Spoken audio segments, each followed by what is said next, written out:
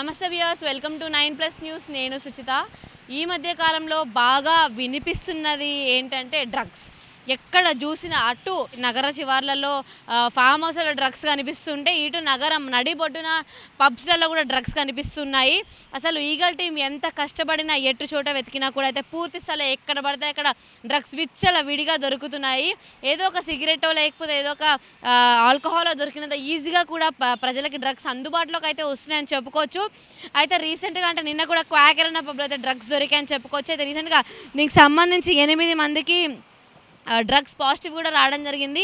ఈ క్వాకర్ అన్న పబ్కి సంబంధించి ఇప్పటికీ 2-3 సార్లు కూడా వీళ్ళ పబ్లో డ్రగ్స్ అనేవి దొరికినా కూడా ఎటువంటి యాక్షన్ అనేది ఎందుకు తీసుకోవట్లేదు పోలీసులు అనేది అయితే నిజంగా ఒక ప్రశ్నార్థకమైన విషయంగా అయితే మారిందని చెప్పుకోవచ్చు.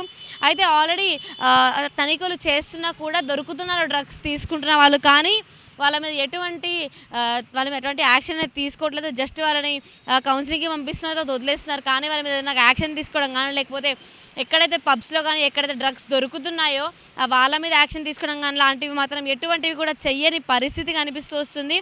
అయితే ఈ కేసుకి సంబంధించి ఇప్పటికే ఆల్రెడీ ఇంతకుముందు కూడా వీళ్ళ దగ్గర లాస్ట్ 1 మంత్ బ్యాక్ కూడా వీళ్ళ దగ్గర డ్రగ్స్ దొరికాయి. అంతకుముందు కూడా దొరికాయి. ఇది 3rd టైమ్ 4th టైమ్ అయినా కూడా ఎటువంటి యాక్షన్ లేదు. ఈ కేసుకి సంబంధించి ఇప్పటికే ఈ కేసులో 8 మంది అయితే డ్రగ్స్ తీసుకొని అయితే దొరికినట్టుగా తెలుస్తుంది. వాళ్ళైతే రితేష్, జ్యోతిరాదిత్య, రిత్విక్ వాసాల, అభిషేక్ వర్మ, ఆకెల హర్షిత్ సారంగా, రిషబ్ శ్రీవాస్తవ అండ్ పిట్ల పృథ్వీరాజ్ అండ్ మోనిష్ సత్వాని అని చెప్పుకోవచ్చు. అయితే రీసెంట్గా కూడా ఒక ఐపీఎస్ అధికారి కొడుకు అని చెప్పుకోవచ్చు. ఆకెళ్ళ హర్షిత్ సారంగా అనే వ్యక్తి ఒక మహిళా ఐఏఎస్ అధికారి వాళ్ళ కొడుకు అని కూడా చెప్పుకోవచ్చు.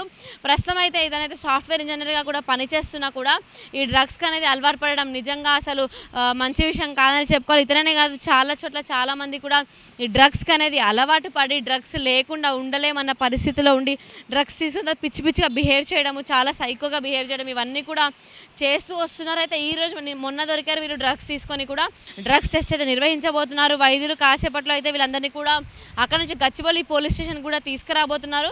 8 మందికి పాజిటివ్ వచ్చిన 8 మందిలో కూడా 6గురికి గంజాయి పాజిటివ్ రాగా మిగిలిన 2కైతే MDMA మరియు ఇంకొక డ్రగ్ కూడా కలిపి తీసుకున్నట్టుగా కూడా చెప్తూ వస్తున్నారు.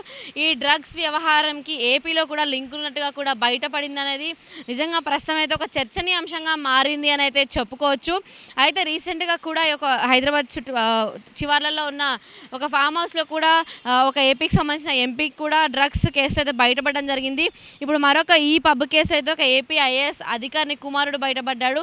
ప్రస్తుతానికైతే కేసుకి సంబంధించి ఇంకా దర్యాప్తు కొనసాగుతూనే ఉంది. ఎక్కడ చూసినా కూడా ఇటువంటి డ్రగ్స్ ఇవే బాగా అయితే కనిపిస్తూ వస్తాయని చెప్పుకోవచ్చు. రీసెంట్ టైమ్స్లో అయితే మనం చూస్తుంటే కూడా చాలా ఫామ్ హౌస్లలో, హైదరాబాద్ చివర్లో ఉన్న చాలా ఫామ్ హౌస్లలో డ్రగ్ పార్టీలని, రేవ్ పార్టీలని ఇట్లాంటివి చాలా అంటే చాలా ఎక్కువగా జరుగుతూ వస్తాయని చెప్పుకోవచ్చు. ఈ డ్రగ్స్ని అరికట్టడానికి ఈగల్ టీమ్ని కూడా స్పెషల్గా అపాయింట్ చేసినా కూడా, ఎంత అపాయింట్ చేసినా కూడా ఎక్కడ జరిగేవి అక్కడ జరుగుతున్నాయి. ఒక చాక్లెట్ దొరికినంత ఈజీగా, చిటికేసినంత ఈజీగా సిటీలో కూడా, సిటీ నడిబొడ్లో కూడా టుప్పల వైపు కానీ, లేకపోతే ఇటు కుక్కట్పల్లి వైపు కానీ, లేకపోతే ఇటు గచ్చిబౌలి వైపు కానీ, లేకపోతే అటు కోటి వైపు కానీ, ఎటు వైపు మనం చూసుకున్నా కూడా ప్రతి చోట కూడా చిటికేసినంత ఈజీగా అయితే డ్రగ్స్ దొరుకుతూ వస్తున్నాయి. ఈ డ్రగ్స్ ఇంత విచ్చలవిడిగా అమ్ముతున్నా పోలీసులు ఎన్ని రకాల రైడ్స్ చేసినా ఏదో ఒక రూపంలో డ్రగ్స్ అమ్ముతూనే ఉన్నారు. చాక్లెట్ల రూపంలో కూడా డ్రగ్స్ చేసి అమ్ముతున్నారు. పాన్ మసాలా రూపంలో కూడా చేసి అమ్ముతున్నారు. రకరకాలుగా డ్రగ్స్ని మార్చి డ్రగ్ అనే విషయం అర్థం కాకుండా, వాసన తెలియకుండా ఇలా రకరకాలుగా చేసి కూడా అమ్ముతున్న పరిస్థితులు కనిపిస్తూ వస్తున్నాయి. ఎంత ఈజీగా అమ్ముతున్నా కూడా పోలీసులు ఎందుకు యాక్షన్ తీసుకోవట్లేదు? డ్రగ్స్ దొరికితే దొరుకుతున్నాయి, వాళ్ళ మీద కేసు అవుతుంది, సీజ్ చేస్తున్నారు, వదిలేస్తున్నారు, వాళ్ళ ఒక సీరియస్ యాక్షన్ ఎందుకు తీసుకోవట్లేదు అనేది ప్రస్తుతం అయితే ఒక ప్రశ్నార్థకమైన విషయంగా మారింది. తల్లిదండ్రులు స్కూల్స్లో కూడా డ్రగ్స్ దొరుకుతున్న పరిస్థితులు, స్కూల్ బయటనే పాన్ షాప్స్ లాంటి వాటిల్లో కూడా డ్రగ్స్ చాక్లెట్ లాగా చేసి అమ్ముతున్న పరిస్థితులు కనిపిస్తూ వస్తున్నాయి. తల్లిదండ్రులు పిల్లల్ని స్కూల్స్, జూనియర్ కాలేజ్కి లేదా ఇంటర్మీడియట్, డిగ్రీ కాలేజ్ కూడా పంపించాలంటే కూడా భయపడుతున్న పరిస్థితులు. ఇట్లాంటి పరిస్థితుల్లో హైదరాబాద్ వ్యాప్తంగా డ్రగ్స్ ఇంతగా దొరుకుతున్న పరిస్థితుల్లో అసలు నిజంగా జనాలకి ఒక సేఫ్టీ అనేది లేని పరిస్థితి కనిపిస్తూ వస్తుంది. ప్రస్తుతం అయితే నిన్న ఏదైతే ఈ పబ్స్లో అయితే జరిగాయి తనిఖీలు. హైదరాబాద్లో వేరే పబ్స్లో కూడా తనిఖీలు జరిగినా కూడా ఎక్కడ డ్రగ్స్ దొరకలేదు. ఇక్కడ మాత్రం 8 మందికి డ్రగ్స్ తీసుకున్న నిర్ధారణ అయితే జరిగింది. వాళ్ళ మీద ఎటువంటి యాక్షన్ తీసుకోబోతున్నారు అంటే ఎంత మహిళా ఐపీఎస్ అధికారి కొడుకైనా కూడా తన మీద యాక్షన్ తీసుకుంటారా లేదా, ఏంటి ఏం జరగబోతుంది అనేది పూర్తిగా ఈ కేసు గురించి పూర్తి అప్డేట్స్ వచ్చిన తర్వాత మాత్రమే అయితే తెలుస్తుందని చెప్పుకోవచ్చు. మొత్తానికి ఇది ఇక్కడ పరిస్థితి. కెమెరా పర్సన్ సుధాకర్తో Suchitha reporting from 9+ news Hyderabad.